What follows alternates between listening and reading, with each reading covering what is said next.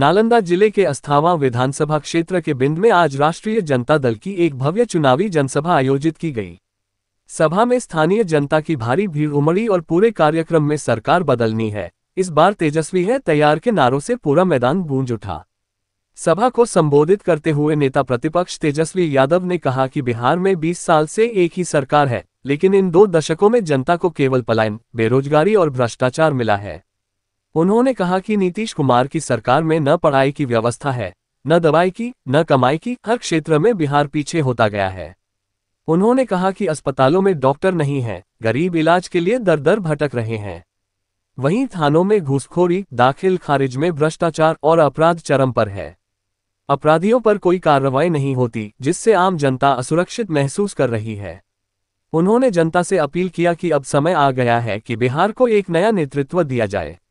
उन्होंने कहा कि तेजस्वी की उम्र भले कच्ची हो, लेकिन जुबान पक्की है और वे जो वादा करते हैं उसे निभाने में विश्वास रखते हैं। सभा में राजद की माई बहन मान योजना की भी चर्चा हुई, जिसके तहत महिलाओं को हर महीने 2500 रुपये की आर्थिक सहायता दी जाएगी। उन्होंने कहा कि तेजस्वी सरकार बनने पर महिलाओं को सालाना 30,000 रुपये का आर्थिक सहयोग मिलेगा, जिससे वे अपने परिवार की मदद कर सकेंगी।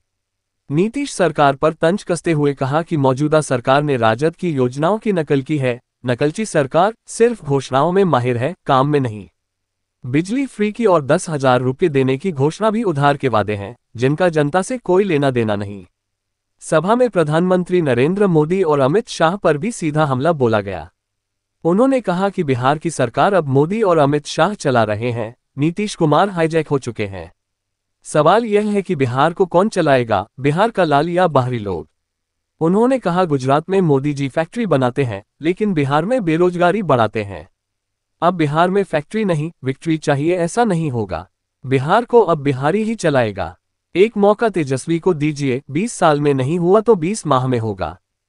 महंगाई इतनी ज्यादा है, कोई कारखाना नहीं है, पढ़ाई, दवाई, कमाई, सिंचाई की व्यवस्था नहीं है, अस्पताल की व्यवस्था नहीं है।